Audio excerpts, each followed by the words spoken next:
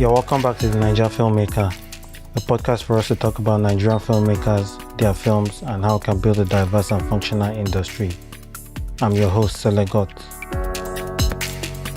On this episode, I talked to Belinda Yanga-Agedah. She's a director, actor, and script editor. She has numerous screen credits, most notably for her role as MJ in MTV's Shuga Naija. We talk about identity, the nuances of acting, and her love for creating. If you're a new listener, you're welcome and I hope you enjoy.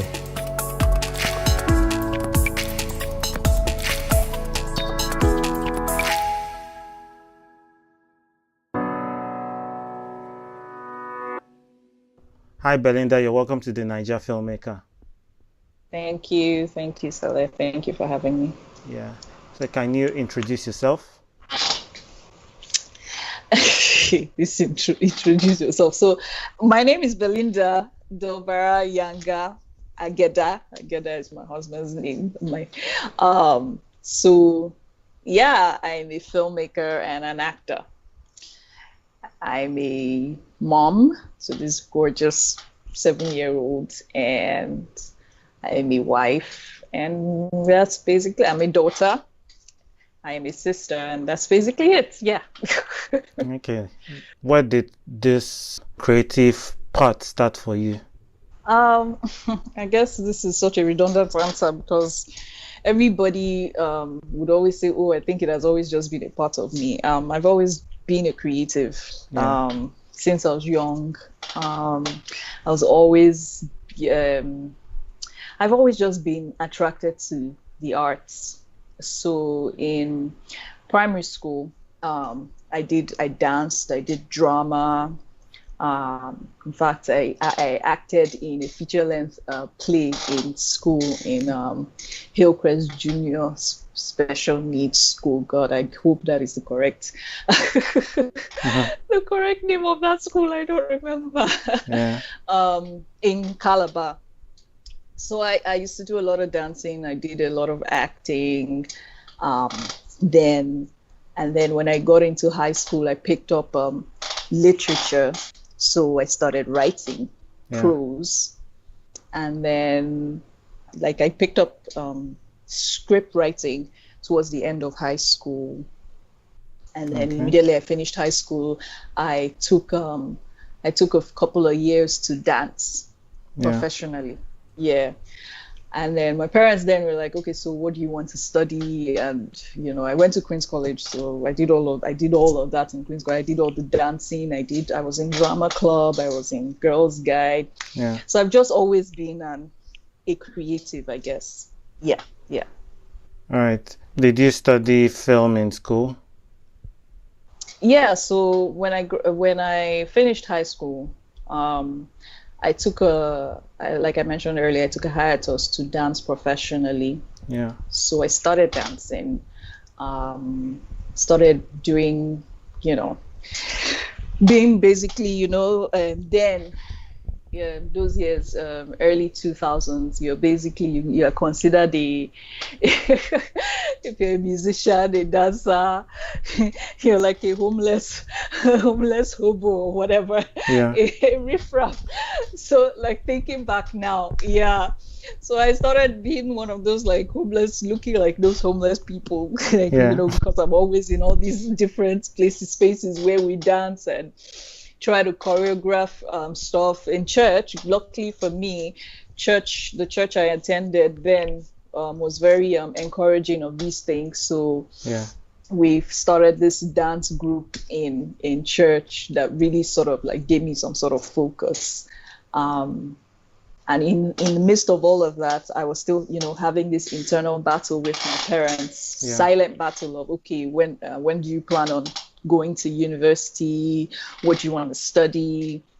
So I finally got into uni in University of Glasgow, Scotland, to study software engineering. Okay. And then while doing that, my first year, my supervisor, because every student is given a supervisor, obviously. Yeah. So my supervisor was like, oh, that she noticed especially from my applications when I applied to the university, I had put in all these things that I had been doing, especially like my arts angle, what I had been doing all these years that I didn't go to uni. These were the things I was doing. So she was like, she noticed that, I was very involved in the arts. I was like, oh yeah.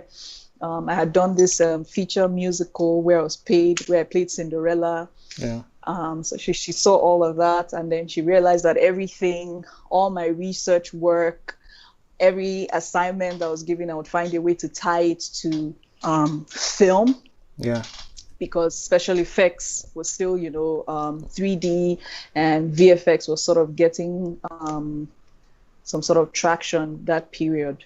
Yeah. So I was always looking for a way to tie my course, since it was software engineering I was doing, to tie my course to that angle of film tech. Yeah. So she said that she noticed that, and why is that? And I said, that once I graduate, I want to go back to school and pursue film, because that's what I'm interested in doing. And she was like, so why do I need to wait? That she doesn't think it's wise to wait till to graduate, that I should just go and do film. Yeah. And that there's a film and television department in the uni. And I said, how do I have that conversation with my parents that are paying international school fees? Yeah. Tuition. So I said, okay, fine, I'll ask my dad. And then she sent an email to the dean of the film and TV department. Yeah. And he said, okay, that since he was like, I have this student with me, and I want her to transfer. Well, she wants to transfer to your department, but she doesn't have any of the prerequisite courses to let her transfer. What would it take? Because she's like a core science, core engineering student and all. So he says, oh, okay, they can take me, but unfortunately I would have to start from year one all over again, since I didn't have all of the. And so she was like, are you happy with starting from year one again? And I said, yeah, but that's not even my issue. My issue is whether my parents will be happy with that. Yeah. So that night I went home and I sent an email to my dad. I remember, not home, I went to the library. I remember clearly sending that email from the library that night, that this is what I want to do. And the department is happy to take me and to start from year one. Yeah. But the catch is I have to start from year one, and that means starting paying tuition from scratch again. Yeah. And my dad actually just responded with, okay. Yes, that's I know. Nice. Yeah. I always say it was a God moment, but yeah, so he just said, okay.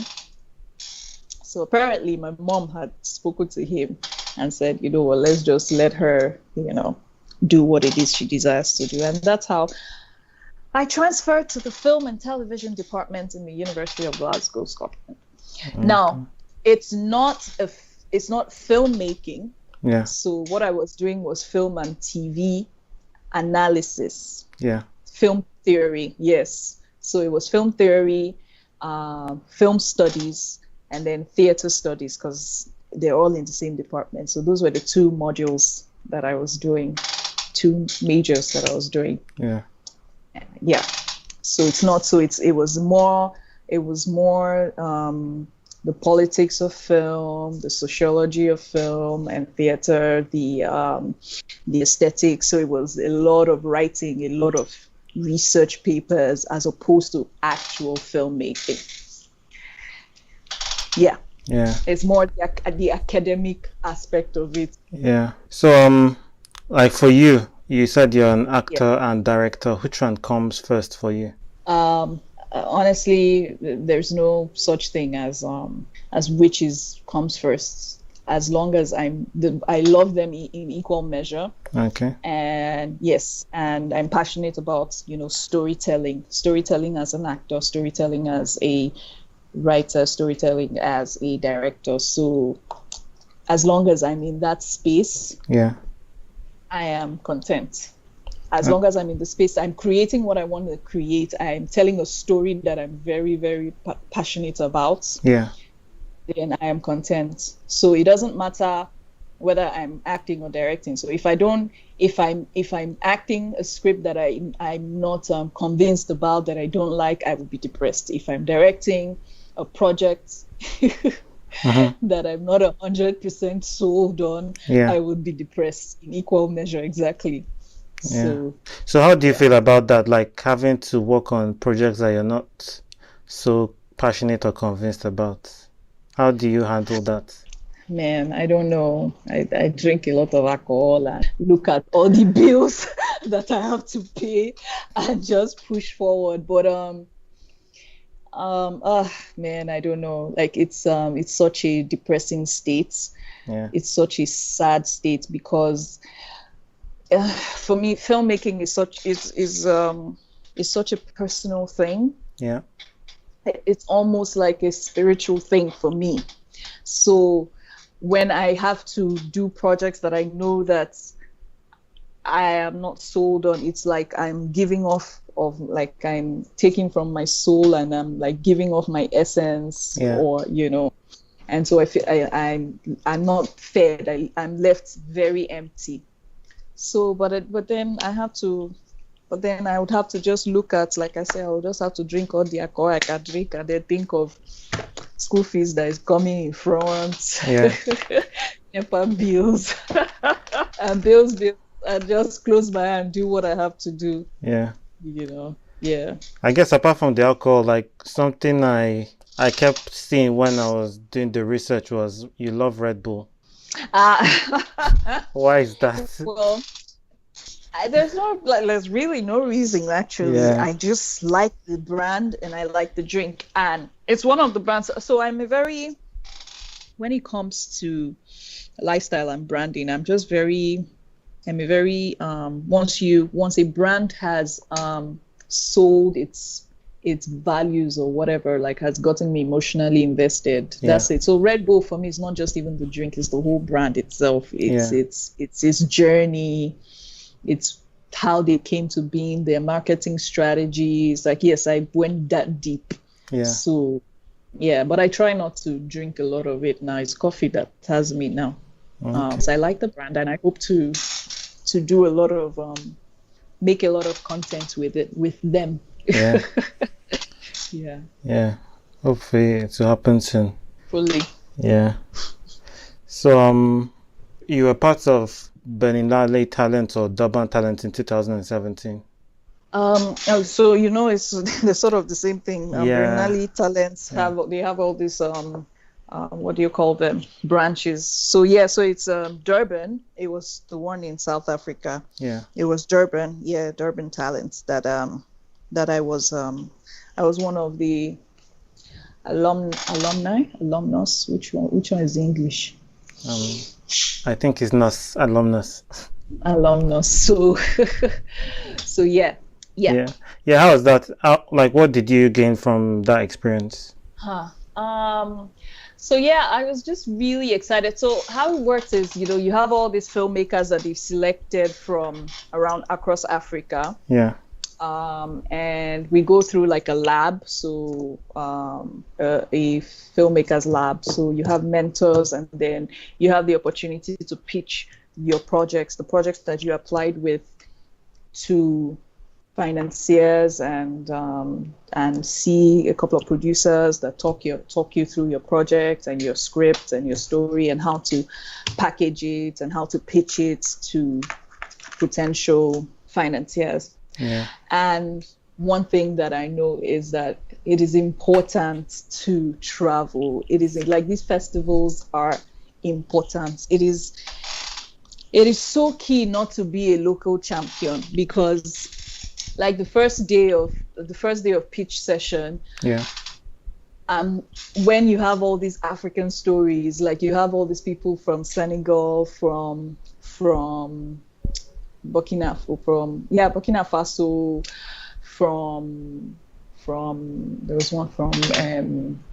there's one from this really tiny African country. Like he always says it's like from a village, and how they even put money for him to make his short or something, like the village contributed money, and they're pitching their stories, like these powerful stories, and I'm just thinking, sometimes I'll be like, hey, why no be me think of this guy idea, you know?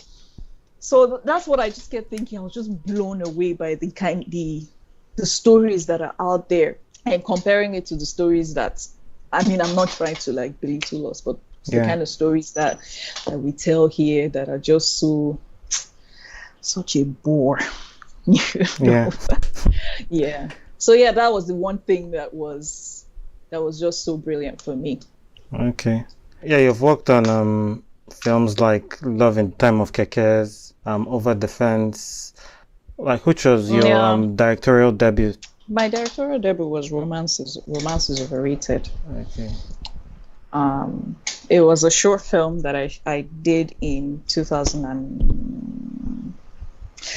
So I came into Nigeria in 2009 to shoot it. Yeah. And then when I went back while editing, you know, so by the time I came back and got married in 2012. Yeah. I just decided to redo it. And so I decided that, okay, as I come back 2012, I'll get married. I decided I was going to remake because I wasn't so satisfied with it. Everything was rushed. Everything was rush for me the first time I made the short film. So I said, okay, as I was coming back, I'm going to like redo the short. So I was writing it. I was like tightening the script, and then while tightening the script, I had I was writing 3 other short stories, and then I realized that the 3 stories had the same themes. Yeah. And the same ideas, and characters could appear in each other's worlds. And so that's how I just put the 3 stories inside one. I decided to shoot all 3 as one, so like an anthology. So I shot that in 2012, called Romances Overrated. Yeah. Then I went back. So after shooting, I went back went back and came back again in I got married in 2012, so I came back in 2013, and when I came back in 2013, that's when I shot the film. Okay. So when I came back in 2013, came back to Nigeria in 2013, I shot the film, and I was back with the intention of starting my film company, Rhythm Media Enterprise, RMA Pictures. So that was the goal. So I was using Romances Overrated as the project to launch my production company. So in 2014, I shot another short film called Another Ordinary Day. Yeah. And then got hired to direct a series. So my directorial, technically, like where I started like directing, was with my own film, Romances Overrated. But then I got hired to do a series for Africa, a 40-episode series for Africa Magic Mnet called Head Over Heels. Yeah. And then my first TV movie was also for Genevieve started an arm for where her company produced 4 films for Africa Magic. So I directed one of those films called Picture Perfect. Okay. Before I even did, I did a couple of more films before I even did Love in Keke and Over the Fence. Okay. Yeah. From your directorial debut, like, what was the biggest lesson you learned? Like, what were you not expecting that's kind of, I guess, shocked you with the whole process? With the process, so with wanting to make a film, which is what I wish every filmmaker, the one thing that I learned, and I wish every filmmaker was not stubborn, would just listen. Yeah. Is to make sure that you ask, and not ask. You can ask the big names because no knowledge is wasted. Yeah. But ask, like, so I'm trying to make this film with 3 million naira. Look for producers that have done that's made films with that same budget. Yeah. With that same idea, and ask. what I wasn't ready for was Nigeria. And that's the reason why you need to make sure that you have someone that has experienced Nigeria. Nigeria is a different beast. Yeah. So it matters not what it is you have learned in LA, in London, in New York. Nigeria will humble you. Like, will tell you who is boss. That one is for your pockets. It's a, no, my God. Nigeria and Nigerians. So you really, really need the experience of someone who's gone through that. Yeah. And listen, attentively to whatever they're saying, take it in, and not just one person. Ask 4, 5 people how they did their own, and then use your own wisdom, because that was one of the biggest lessons that I wished I didn't come in with that whole. It's not even I wish, like I wish I knew that things just you come in with one kind of ridiculous optimism. Yeah. Very ridiculous, and and the system that you're dealing with will chew you, swallow you, vomit you, like. So what would you say was the thing you were like most stubborn about? I wasn't like stubborn about anything. I just didn't know. So I just didn't know that you're dealing with people who will go back on their words. Yeah. You're dealing with people who will just not show up. Yeah. So I had the person that I had cast. We had done reading. Dude came for auditions, like came for table reads. He got cast. Came for our table cast reading, first cast reading, did our fitting, did his fittings and everything. Yeah. And when it was time for him to shoot, didn't show up. Didn't pick up calls. Didn't pick up calls. After a while, phone was switched off for 2 days. On the 3rd day, he finally picks up. And then I'm like, dude, we've been trying to reach you, but by this time we had we were trying to recast. Yeah. And and because of that issue, the disaster we went through with that location that we needed to shoot in. Yeah. Because we're supposed to shoot 2 days, and those 2 days, dude didn't show up. I ended up having to shoot in that location 2 weeks. Because at this point now, the owner was abusing us, telling us to get out. We'll have to come at a strange time. Some days we'll come. He'll say, sorry, it's not happening. We'll wait. So you say we should wait till close of business. We'll wait close of business when we want to now shoot. He will say, no, we can't. We'll go. So, and I'm paying for equipment daily. So I called this. So two days after he picks up, I'm like, oh, sorry, I was sick. I was very sick. I'm like, I don't understand. What do you mean you're very sick? Like very sick. Say, man, I'm in the hospital. I'm in the hospital. Right? I've lost so much weight. In fact, I can't do this thing. Like, you not even want me in the project. I'm like, hey, yeah, sorry. Only for me to find out last year. So we were watching the film, like I was watching it with a couple of my friends and reminiscing, and we're just talking about it and talking about, different things like, oh, remember when this happened here? Oh, remember we didn't have actor here. Yeah. Then she goes, oh yeah, that you were trying to call him now, you couldn't reach him. I said, yes. So he's, she now said, that she even called him while we were, like when she was like, where the actor now? Now say, like, who is the actor? Now says him. It's like, oh, not even my brother. So she called him. All that time we called him and he wasn't answering. Yeah. Apparently she had called him and he answered.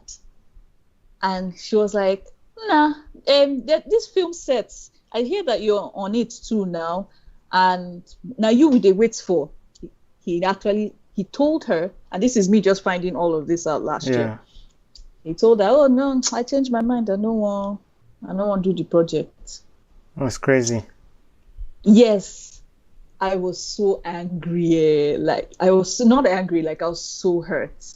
I was so hurt because I just thought about all the suffer we suffered that period because of that one day of him not showing up. Yeah. And you don't have the decency to even send a message to say, I'm sorry, unfortunately, I will not be going ahead with this project. Please find a replacement. Yeah.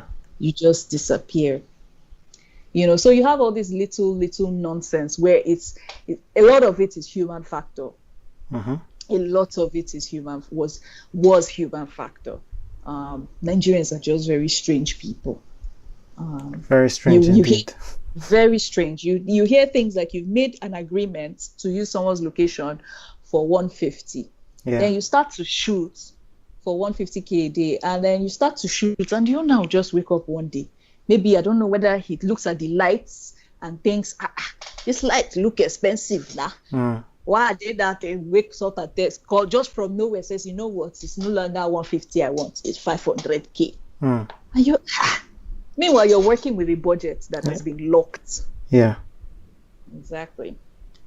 So there were all of those things.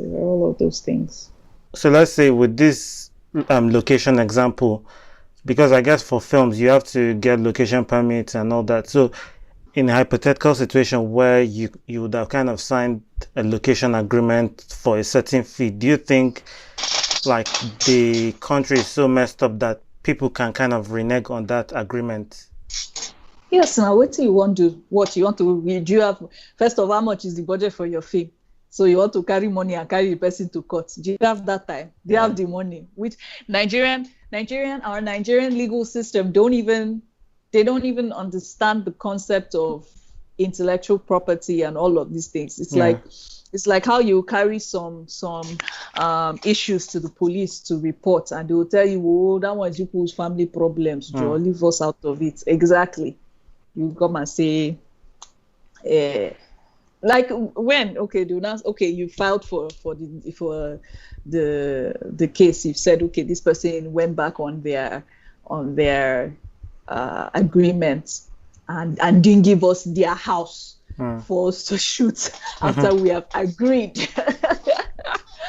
And then the court now say, I don't understand, it's the person's house. Now they say they don't want you to shoot inside. Yeah. Okay, let's say you have a case. Court will now say, oh yeah, that we'll meet in the next 2 months. That's the first thing. Do you understand? So Nollywood is quite poor. Forget all the figures. We don't have the kind of systems in place for things like that. Yeah. Yeah. It's actually wild shooting in Nigeria. Everything is just hard. You want to do auditions, you have to call people in, like, it's this kind of thing that I feel if there are like solutions, like let's say a casting website, you have a certain look you're going for, you can already screen some people out from that stage. It's crazy. It's tough, and it's a Nigerian factor. So it's not even a Nollywood thing, it's just that Nigerian factor that it's wild. It is the jungle. I don't know if there's like a general thing, but what message would you say you always try to put in your films? Like, what do you want to be remembered for? Oh, right. For me, I know that a constant for me in my stories, and just always trying to infuse that, is individuality and self-awareness. And at least one character has to come to a point of self-awareness, has to choose self, has to be aware of who they are and choose who they are. Because my gospel is always about identity. Do you know who you are? Like, who are we as a people? And I feel like that's something that has continued to plague us and plagued even our stories, because even our stories, for me, I just keep saying identity crisis. Like, we don't really know what it is we're trying to say. And when you don't know what you're trying to say, it always stems from a place of not knowing who we are, first as a person, as an individual, then as a community, as a nation, then as a nation, as a race. Exactly. So it's something that I'm very, very particular about, coming into finding identity. And obviously equality and justice are some of the topics that I regardless of genre. So it could be a love story, romance story, where you think, oh, it's just love, but the subtext is always about identity and justice, equality. Yeah. Yes. Okay. And as a director, would you say certain directors or certain artists kind of influence your style, or do you kind of have this well of originality that you try to draw from? What is it for you? I disagree if we think that art is not influenced. There's nobody that will tell me, oh, I am an original. I lie, I say lie. We're influenced by everything that we have consumed as a human being. Yeah. You know, what we have been socialized, from our belief systems to the politics of the space that we live in, to the literature, the school, like the friends. All those things influence our art. There's nothing that is new under the sun, unfortunately. What is new is how what I appreciate is how you try to spin an idea, a concept, a theme. Yeah, in an original way, in your own way, like expressing it through your own eyes. That's what I appreciate. And so for me, there are a lot of directors that I respect. But for me, my own my own influences are films, not necessarily the directors. Like, I like directors, but I'm influenced by projects. So, for instance, I am not a Scorsese fan. I respect Scorsese so much. I like his films, but I am influenced if I don't take any influence from his films apart from what's this film that had the very innovative long tracking shots, the kitchen, where the scene starts, the guy going through the kitchen before he what's the name now? It's a youngster film. Irishman? No, that's the most recent one. So that film, I have things in it that influence me. Whatever I'm working on, I'm attracted to a lot of, I find myself wanting to tell a lot of magical realism, maybe. I don't know if that's the word. But so because of that, I've been watching a lot of films in that aspect. So it's not necessarily the directors, it's films in that genre is the thing that I'm interested in at that moment. That influences me. The concept I'm interested in that moment, how I'm feeling. So there was a time where I was more into action, supernatural adventure, not action, but supernatural stories and all that. So that's where my headspace was. But I've outgrown that. I'm not interested in that anymore. Now I'm just interested in quiet dramas, quiet, like really slow burn stories. And those are the kind of stories I want to tell. Human suffering, human identity, human about our humanity.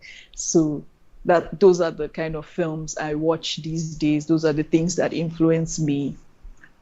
That's the art, or that's the literature I'm reading. It's the kind of music I'm listening to, because that's where my headspace is. So it's not necessarily a director that I say, oh, his style influences me. No. Okay. Goodfellas. Okay.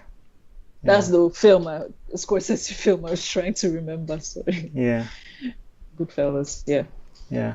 So I mean, it's important to keep your creative juices flowing, I guess as working filmmakers, it might take time before the jobs come. So what other artistic endeavors do you do to kind of keep your creative juices flowing?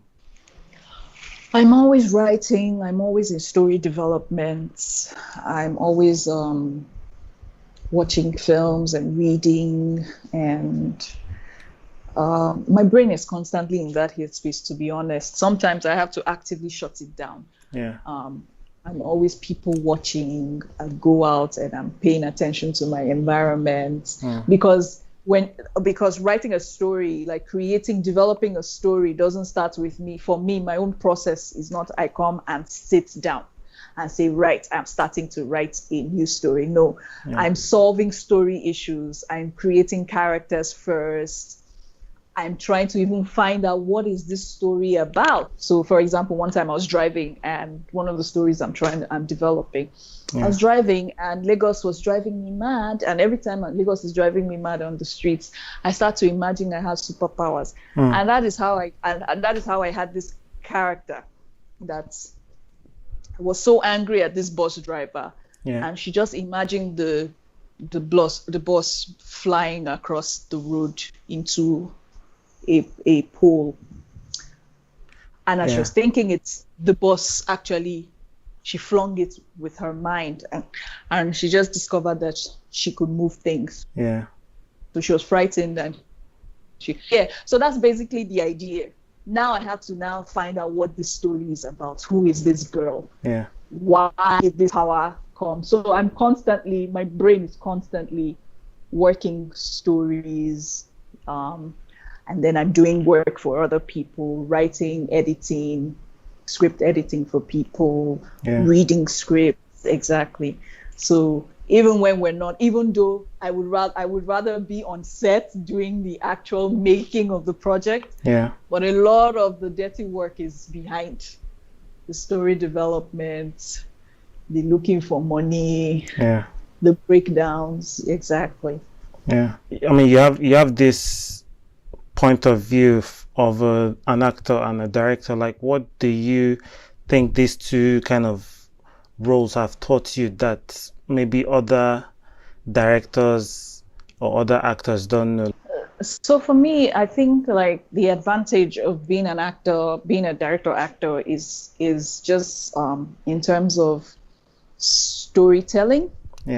It's just, in terms of just being very particular about translating scripting to screen. So because I have, I know acting craft, I can marry. It's just very easy for me to know exactly what it is I'm looking for in terms of performance as a director, which is an advantage that I would have over directors that are just more sort of like technically inclined and might miss important nuances, especially if they haven't cast right, which is something that we struggle, which is something we don't have here, which is casting. Casting rights, basically, and casting. And if this director does not have intelligent actors that he can, Tarantino always says, I'm not a very smart person, so I make sure that I'm surrounded by very, very intelligent people so that I can focus on my own bits while the intelligent people focus on their own bits. So I guess that's the advantage I have, where you can't, in terms of very specific nuances that would translate in telling the story in terms of what we're looking for, that would give us what the meaning we're looking for at that moment. Because in acting, I love you can sound so many different ways. Just saying the word I love you can sound so many different ways and can convey so many different reasons and emotion. Exactly. So I guess those are the kind of things that just gives me an advantage. The same way, if you have a very creative director that is not very technically inclined, and if that director has now not been given a very good technical director, which is the director of photography, so you get great performance, you get great storytelling, but the technicalities of the film have fallen down flat. because that director couldn't. So you hear things like Fincher, you cannot you can't get away with changing anything because Fincher is so involved in everything, including his lighting. He knows exactly the kind of frame. So he can say, give me this frame. They've worked on a frame, and then he would go somewhere, come back. He can tell that something has been changed if you change something. He'll be like, no, you're like, no, we didn't touch. It's like, this is not the lights. This is not the lighting. This is not it. Like, he knows for a fact. So you have directors like that. So I guess that's the advantage it gives me. Yeah. Also talking about nuances, like probably because of like the history of our industry, maybe a lot of theater, a bit of drama, people tend to try to act with their bodies, but like, because for film, you have everything has to be in the frame. What do you think is the power of the eyes in adding, something special to your film? Like, what do you think is the potential? Oh my God. So that's one of the things that I'm such a big person. Like, I know that most of the films I've directed, I've had at least one actor that I would always educate and say, see, you don't understand. The lens, the camera is a lover. The lens will love you. The lens would make love to your face. Like, the lens can see your soul. Yeah. I don't need you to do all of that. I just need you to just think it, and the lens will capture it in your eyes. Yeah. And this is a conversation that I know that it seems to be very, it seems for some reason, it seems to be a new concept. That's in this industry? Actors. Yeah, in this industry. So every time I'm having to have these conversations with actors, I'm like, tone it down. So I will do a take and then I'll be like, tone it down. I know that this is not what other directors ask of you. I know that when you go on other set, they'll tell you are not acting. But on my own set, you are overacting. You're not on stage. It's ugly on camera. Yeah. Tone it down. Exactly. So it's a concept that even some actors argue with you. Even as an actor, I get it from directors where sometimes they'll be like, I need more. And I would say, what does more mean? That's, I'll whisper in my breath, under my breath. I'm like, more is not a direction. Yeah. You have to be specific with what you're looking for. But I know what it is they mean by more. They want me to be gra-gra. They want me to shout. And unfortunately, if I feel like, and then I'm one of those actors that react. Yeah. So which is such a bad thing. Like, if the other person is feeding me something, I am responding to what that person is feeding me. I'm not going to respond. Like, how would you respond if someone slaps you really hard? If the script says, but I'm like, how would you respond, if they said, I love you a certain way, what is the idea of that scene? So you just get directors that tell you, no, I need to start shouting.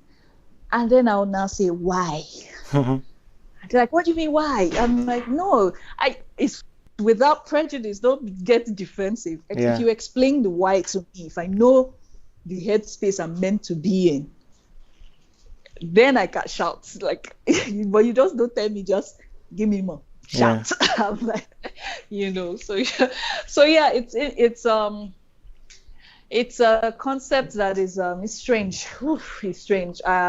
When I did Shuga, after the premiere, I had a lot of people come and tell me how much they loved my performance and how which, by the way, I hated with all of my soul, and which I wasn't impressed. So they come and tell me how like the subtlety was just so brilliant. And in my brain, I'm thinking that's like acting for the screen 101. Why are you people mesmerized by such basic nonsense? That's all I just kept thinking. I was like, hey God, if you listen to Nigerians, you will not grow. Belinda, focus. Because it's true now, because with that kind of constant praise now. I will not deceive myself that I have arrived. Yes, sir. Exactly. Yeah. What would be your top tip for directors working with actors, like getting the best out of the actors? What is the top tip? Hmm. I don't know. Honestly, I don't know what top tip is. Like, you have to try to be a human being, I guess. Like, that's the only way you can direct the actors. Like, you yourself, you need to be like understand the psychology of human beings. Yeah. And that is something that you have to educate yourself personally, because you can learn all the frame like this, frame like that, and all your storyboarding and all of that. But at the end of the day, as a director, you're working with humans. Yeah. And it's how to communicate with human beings and get the best out of them, how to manipulate. And I say that in the best. I'm not saying that in a negative at all. Yeah. So that you can get the best performance from everybody, actually. Yeah. Yeah. Okay. So what would you say would be your dream project? What would be your dream project? I don't have a dream project. I just want to work. I want to the projects that I have that I'm passionate about, I just want to be in that space, creating art that inspires me, that inspires people, that feeds me. So I don't really have a dream project, because you get that one project now, it will finish, then what will happen? Yeah. And I always have that. I'll be on set, I'll lament about how nothing is working, shouting. Nigerians will kill you. Hey, this is nonsense. When we finish all that stress, I'll come back home, I'll lie down on my bed, I'll be looking at the ceiling and thinking, so what am I going to do with my life now? Yeah. Now that the project is over, after all that stuff ahead, I mean, shooting Romance is Overrated was hell. Yeah. Yet, when we were finally done, I was like, I want to be on set. I want to be on set. So I don't have a dream project. I just want the grace and privilege to continue to create, because I find so much joy in creating. And it's even more of a blessing when you're able to create that which you desire to create, not out of the need to foot bills, but you're in a hair. So just being in that space creating is my greatest is my dream. Is my dream project. But as an actor, I would like to be in a film. There are a couple of actors that I would like to be in a film with. One, I would like to be in Black Panther. Okay. I desire to be Ororo Monroe someday. That's Storm. Two, I imagine being in the same space with Tilda Swinton. Oh my God, my chest. So those are like, as an actor, those are like dreams that, that I look forward to. Okay. I mean, artists always have this relationship with their work that when they finish, it's kind of like, maybe other people might enjoy, but then there's this kind of love-hate. We have kind of weird feelings. Like, how has your experience been with your projects? I hate all of them, and I love all of them. I watch it and I'm thinking, ew, oh my God. And when I get all these praises for them, especially as a director, as an actor, I don't really care. I appreciate every praise. But as a director, when people say, man, I saw that your film, I really loved it. Like, you see Love in Keke. Yeah. Now I've accepted it. That's okay. They like it. Those first few, that first year that it came out, and I was just getting hailed for it, including my husband. My husband loved it so much, which was the strangest thing ever. Yeah. I just kept wondering why. And watching that just shake my head, I'm like, oh my God. So yeah, the one film that I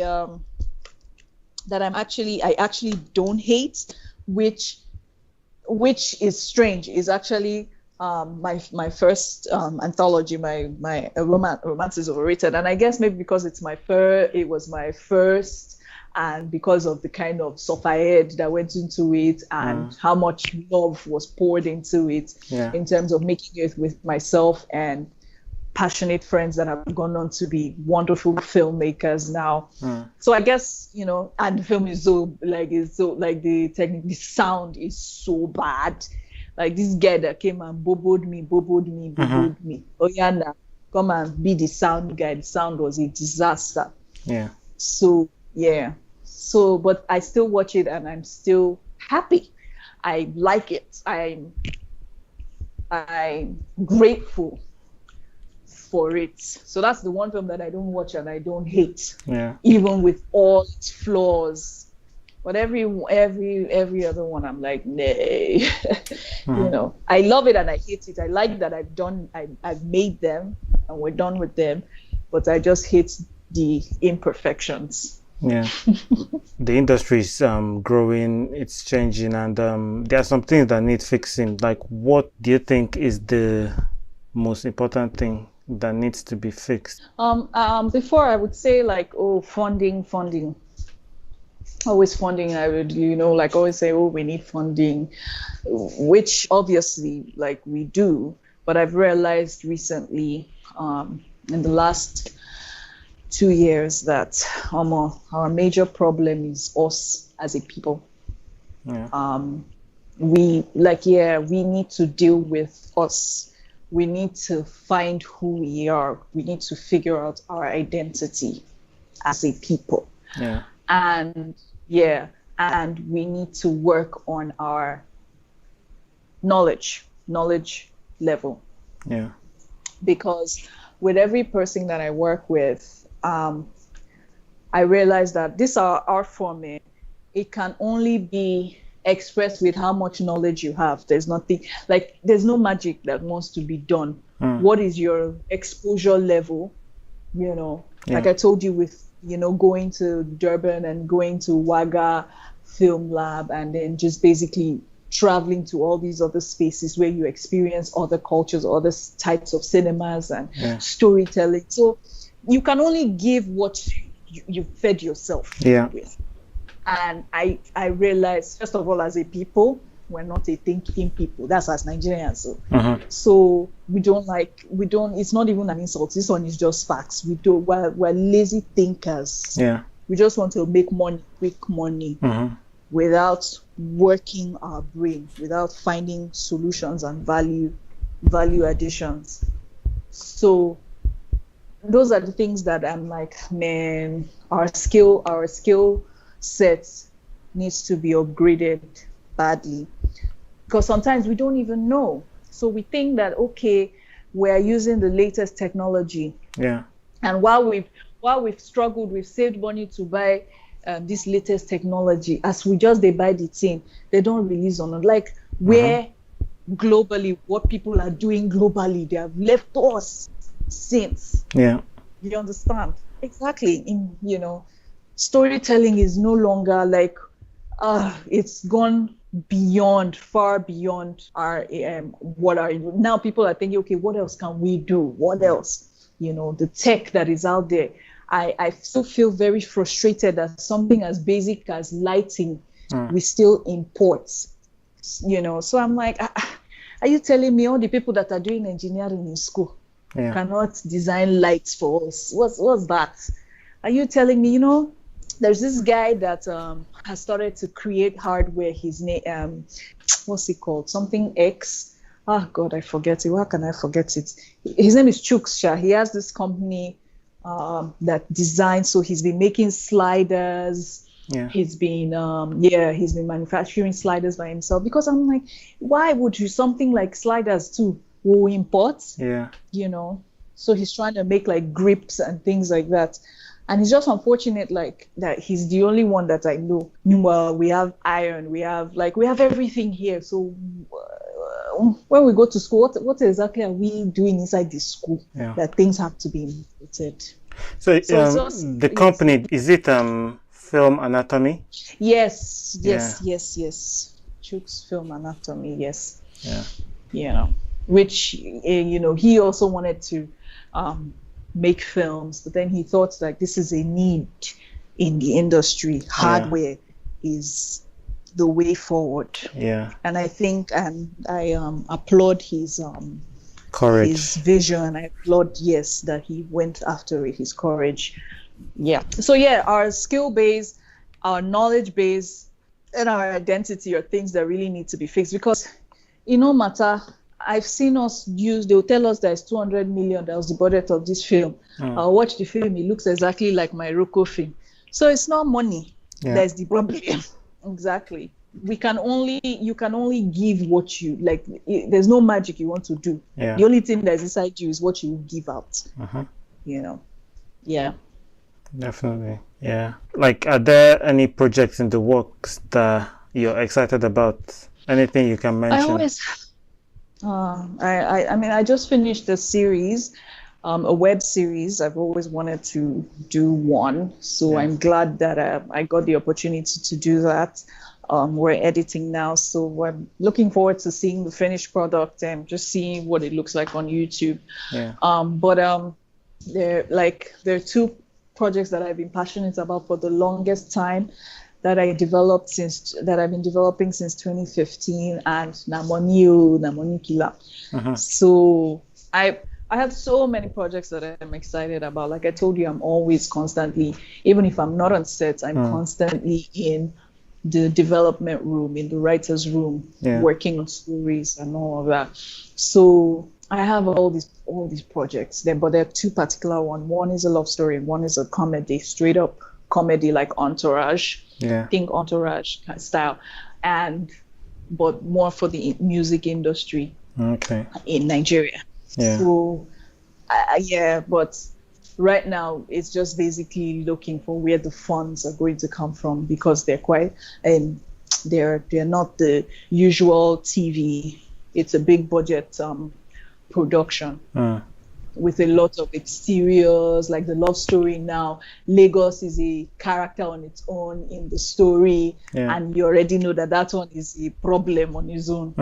Just trying to shoot in Lagos, especially if you've made Lagos this person in this film. So you already know, think location, think area boys, think logistics. That alone has carried like half of the budget.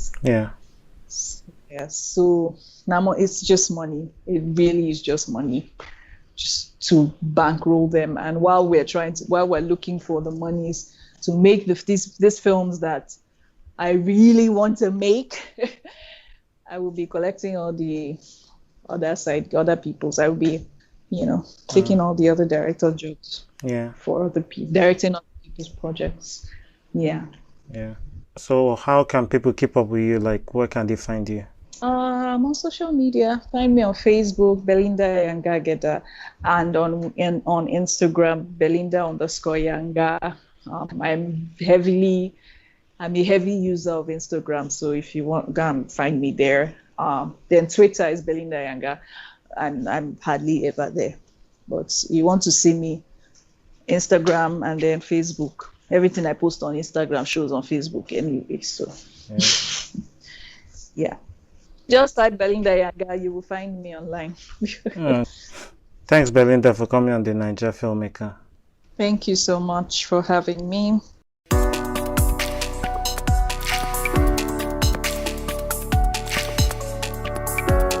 We have come to the end of this episode. Please remember to leave a rating and a review, and send in your feedback on social media. Follow me on Instagram and Twitter at SellerGolfFilm, and the podcast also on Instagram and Twitter at the Naija Film Pod. See you in the next episode. Have a good one.